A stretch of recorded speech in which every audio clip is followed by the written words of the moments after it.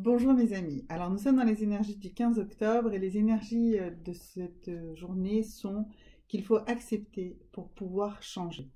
Donc avant de pouvoir changer, il faut accepter que nous sommes en fait les créateurs de notre vie et que nous provoquons ce en quoi nous croyons pleinement. Donc je vais pour chacun de vous travailler cette fois-ci avec cet oracle qui est un oracle en fait qui va nous donner des messages d'acceptation envers l'univers et des façons d'envoyer en fait des pensées positives et de se libérer euh, de la peur. Parce que c'est la peur et les croyances limitatives qu'on peut avoir qui sont en fait à à la source de toutes nos limitations et du coup de ce que nous provoquons de manière négative dans notre vie. Donc, je vais vous lire à chacun une carte et elle est en anglais donc je vais la traduire et je vous demanderai de réfléchir au-delà de ce que je peux dire, comment cela a résonné dans votre cœur au moment où vous l'avez entendu. Et c'est de cette manière que vous allez avancer vers l'acceptation, puis vers le changement. On commence par les béliers. Et votre carte à vous, c'est... Alors, excusez-moi. Votre carte à vous, ça va être celle-ci. Et elle nous dit... The key to prayer is to forget what I think I need. Donc, la clé pour une prière réussie, c'est d'oublier ce que vous pensez avoir besoin. C'est juste d'être dans la prière et dans la gratitude. Voilà, c'est prier. Parfois, je sors d'un autre tarot que les anges vont vous apporter ce dont vous avez réellement besoin et pas forcément ce que vous croyez avoir besoin. Eh bien, tout simplement prier pour recevoir ce dont vous avez besoin et pas ce dont vous pensez avoir besoin. Ensuite, mes amis Verseau. Alors, pour vous, mes amis Verseau, pour vous, quelle est la carte qui sort? Alors, pour vous, c'est I do whatever it takes to get closer to the consciousness. Alors, ça nous dit, je fais tout ce qui est possible, tout ce qui m'est conseillé, tout ce que je suis capable de faire pour arriver le plus possible à la conscience de qui je suis, à la conscience de l'instant présent, à la conscience de l'univers, à la conscience de mon chemin. Et vraiment de faire les choses en conscience, c'est-à-dire en ressenti total, en ressenti global et pas en jugement, pas en évaluation, mais vraiment en étant totalement dans le ressenti, mais aussi bien des choses positives que des choses négatives, mais en étant présent, ne pas déjà être dans la projection de quelque chose d'autre, de quelque chose qui vous serait plus attendu, que vous souhaiteriez plus. C'est pas ça le sujet, c'est d'être conscient vraiment de la conscience de l'instant présent et de prendre conscience de tout ce qui vous entoure et pas d'être dans cette dans cette dans dans de l'insatisfaction ou dans un espoir d'un truc meilleur ou d'une frayeur d'un truc pire. Vous voyez, c'est ça. Soyez juste conscient de l'instant présent et ça va vous permettre justement d'accepter pour pouvoir ensuite évoluer et changer et pour ensuite trouver cette force de conviction qui va nourrir votre capacité à agir. Ensuite, mes amis vierges. Alors, pour vous, mes amis vierges, alors, pour vous, quelle est la carte d'aujourd'hui? Alors, je crée des moments pleins de conscience de, tout au long de la journée, euh, en me rappelant que je suis amour et que les miracles sont des choses naturelles. Alors, comment interpréter cette carte? Ça veut dire que vous devez déjà commencer à tout moment à reconnaître les petites choses miraculeuses, voir les belles choses autour de vous en permanence et voir cette beauté en elles. Arrêtez d'être dans du négatif et dans le manque de bienveillance et d'amour. Vous êtes amour, aimez les choses, aimez les gens autour de vous, mais juste aimez-les, ouvrez votre cœur et vous allez voir qu'effectivement, les gens vont aller vers vous, les choses vont aller vers vous, les solutions vont venir à vous. Et c'est ça, cette histoire de dire que les miracles sont naturels. C'est que si vous êtes dans la bienveillance, si vous êtes dans l'amour, si vous êtes dans du positif, si vous reconnaissez à chaque instant la beauté des choses, eh bien, les miracles se feront autour de vous de manière extrêmement naturelle. Alors, ensuite, mes amis Sagittaires.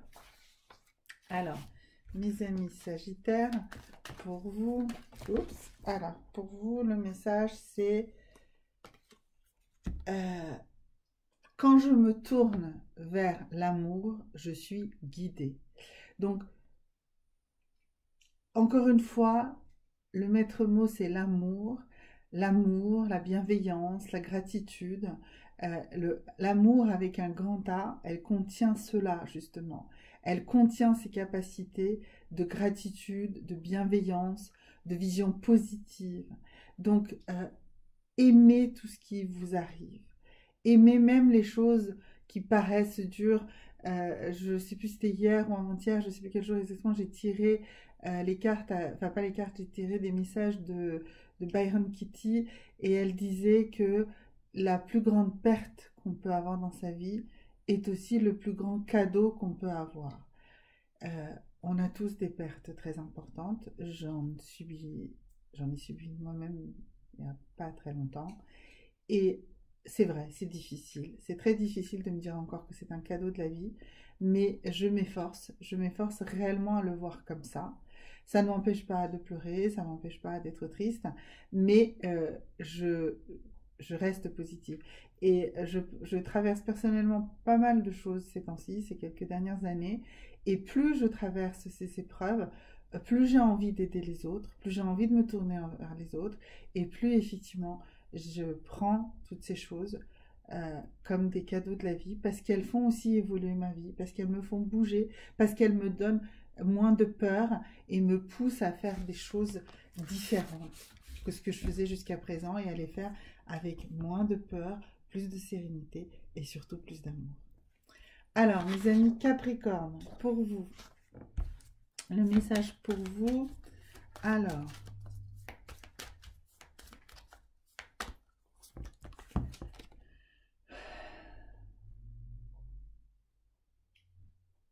Alors, donc là, on dit au moment où je suis finalement dans la paix et où je lâche prise réellement, eh bien, c'est à ce moment-là que l'univers se met vraiment à travailler dans mon sens. Ça veut dire que quand enfin j'accepte, quand enfin je suis en paix avec les choses qui se sont arrivées, quand enfin je lâche prise sur tout cela, eh bien, à ce moment-là, les choses vont se mettre à bouger. C'est aussi très simplement dans le fait que, effectivement, il y a des phases dans une courbe du changement qui est comme une courbe du deuil. Il y a des phases de déni, il y a des phases de colère, il y a une grande phase de tristesse, et ensuite il y a une phase d'acceptation, et ensuite il y a une phase où on commence à avancer. Eh bien sûr qu'on est obligé de passer par toutes ces phases. Il ne faut pas rester figé dans la phase de tristesse ou figé dans la phase de peur. Et donc, quand vous arrivez à dépasser ces phases-là, eh bien, vous êtes enfin dans ce lâcher-prise et l'univers commence à travailler dans votre sens. Mes amis Cancer, alors pour vous, le message...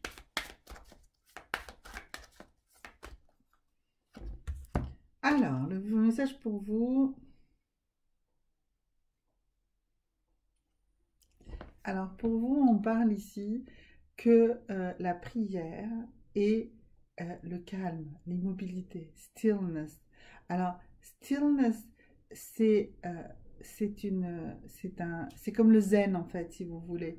C'est être dans un moment et accepter que ce moment ne nécessite pas d'action, ne nécessite pas de pensée, être juste dans la perfection de cet instant présent, accepter complètement et pleinement ce présent. Et c'est dans cette façon-là qu'on peut ensuite accéder à la vraie prière et à sa vraie puissance. Donc là, il nous dit, quand je lâche vraiment, quand je me lâche à la puissance de la présence de l'amour, par la prière, par la contemplation et par donc stillness qui serait la traduction du zen, eh bien c'est à partir de là que je peux accepter et ensuite commencer à agir pour transformer et changer ma vie. Poisson, mes amis, poisson, alors pour vous,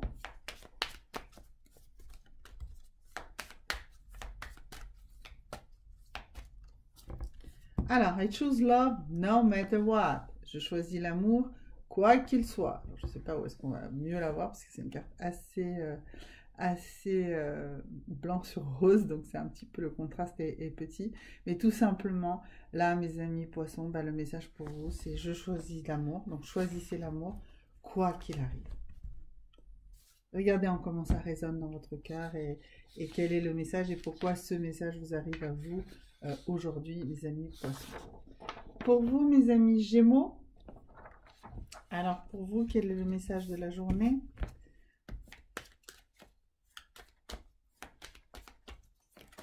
Oups. Alors, pour vous, le message de la journée, eh ben, c'est le même. C'est « Je choisis l'amour, quoi qu'il arrive ». C'est le même message. Donc, c'est un message très, très fort. Le mot amour est sorti extrêmement souvent. Le mot prière aussi. Donc c'est les deux leitmotifs de cette journée. C'est l'amour et la prière. Alors, maintenant, pardon, excusez-moi, mes amis lions. Vous aviez la tête un peu à l'envers. Alors, pour vous, mes amis lions, quel est le message ?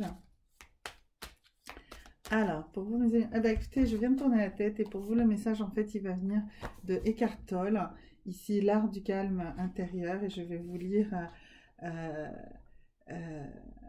je vais vous lire un message. Pour vous, le message est le suivant. Une chose à la fois. C'est ainsi qu'un maître zen définissait l'essence du zen. Faire une chose à la fois, c'est vous plonger entièrement dans ce que vous faites à l'instant. Y accorder toute votre attention, c'est agir dans le lâcher-prise, c'est-à-dire dans la maîtrise.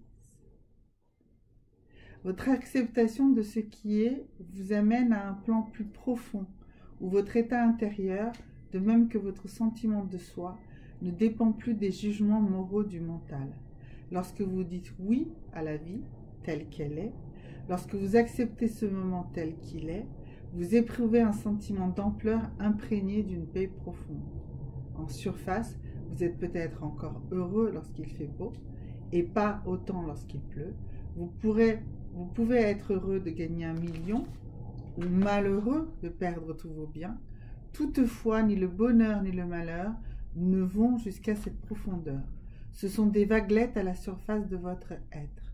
La paix sous-jacente demeure imperturbable en vous, quelle que soit la nature de la condition extérieure. Le oui à ce qui est révélé en vous une dimension de profondeur qui ne dépend ni des conditions extérieures, ni des conditions intérieures de pensée et d'émotions en constante fluctuation. Suis-je en train de dire « appréciez cet instant, soyez heureux » ? Non. Laissez simplement cet instant être comme il est. Cela suffit. Alors, mes amis scorpions. Voilà. Et bien, vous aussi, on va lire un passage de Eckhart Tolle. Il vous dit « Chaque fois qu'un silence vous entoure, écoutez-le, remarquez-le tout simplement. » Le silence et la quiétude. En perdant contact avec sa quiétude intérieure, c'est avec soi-même que l'on perd contact. En perdant contact avec soi-même, on se perd dans le monde. Le sentiment le plus intime de soi, de son essence est inséparable du calme intérieur. C'est le « je suis » plus profond que le « non » et la forme. La quiétude est votre nature essentielle. Quelle est-elle en fait? C'est l'espace intérieur ou la conscience dans laquelle les mots de cette page sont perçus et deviennent des pensées. Sans cette conscience, il n'y aurait ni perception, ni pensée, ni monde. Vous êtes conscience dissimulée sous l'apparence d'une personne. Ça peut être un petit peu complexe, hein, parfois, avec carte Total. Du coup, pour mes amis Scorpions, on va rajouter une petite carte ici de l'oracle, dont je ne connais absolument pas le nom. Et on est une fois de plus dans la prière. Et on nous dit que la clé d'une prière réussie, c'est celle d'oublier ce dont on a besoin, mais d'être tout simplement dans la prière et de demander qu'on nous donne ce dont on a besoin, même si on n'en est pas conscient. Parfois, et même très souvent, les choses qu'on dit avoir besoin, eh bien, c'est pas celle-là dont on a besoin. Et les anges nous apporteront dans cette table de prière exactement ce dont nous avons réellement besoin et pas ce dont nous pensons avoir besoin. Mes amis taureaux. Alors, mes amis taureaux, eh bien pour vous, on va lire un texte ici de Paulo Coelho, La Voix de l'Archer. J'aime beaucoup ces textes. Ils sont peut-être un peu moins difficiles que ceux de Eckhart Tolle tout à l'heure, parce qu'ils donnent de l'action, ils ont une chose un peu plus imagée, donc parfois c'est plus facile à comprendre. Mais l'idée globale de tous ces messages est à peu près la même. L'élégance n'est pas une chose superficielle. C'est la façon que l'homme a trouvée pour honorer la vie et son travail. Ainsi, si tu sens parfois que ta posture est inconfortable, ne pense pas qu'elle est fausse ou artificielle. Elle est vraie parce qu'elle est difficile. C'est grâce à elle que la cible se sent honorée de la dignité de l'archer. L'élégance n'est pas la posture la plus confortable, mais celle qui est la plus adéquate à la perfection du tir. L'élégance est atteinte lorsque tout le superflu a été mis de côté.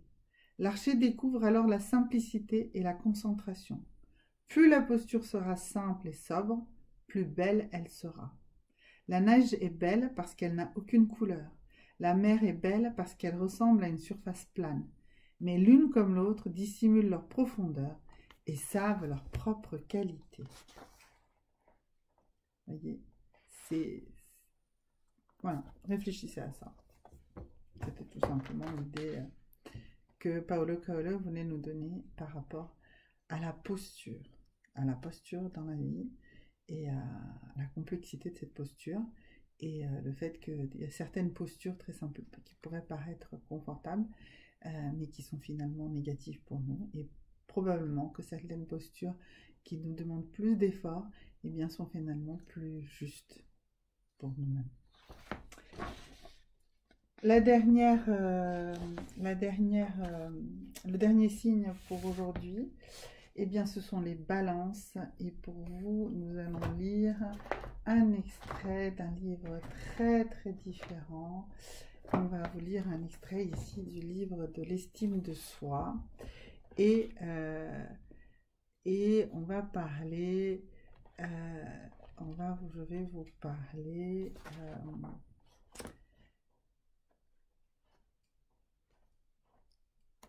comment est construite l'estime de soi. Alors l'estime de soi a plusieurs modèles. Par exemple, on peut avoir un modèle financier de l'estime de soi. L'estime de soi doit être également réinvestie pour ne pas se dévaluer. Les gains sont à la hauteur des risques pris, et plus le capital de départ est élevé, plus les risques sont faciles à prendre. Ça veut dire quoi? Ça veut dire que nous devons construire et investir dans notre estime de nous-mêmes comme si nous investissions dans un capital financier. Il faut dire aussi que nous allons aussi construire notre estime de soi par rapport à la société. Et donc, on va se dire que tout ce qui augmente l'acceptation sociale augmente l'estime de soi. Et tout ce qui diminue l'acceptation sociale va diminuer beaucoup l'estime de nous. Donc, en fait, ces deux choses vous expliquent la différence. C'est-à-dire que l'estime de soi, vous devez la cultiver, mais vous ne devez pas la cultiver par rapport aux autres. Vous devez la cultiver que par rapport à vous-même, à qui vous êtes vous, et vous devez avoir une estime de soi, pas par la reconnaissance sociale. C'est ça le message pour vous, mes amis Balance, pour aujourd'hui. Merci, au revoir, à demain.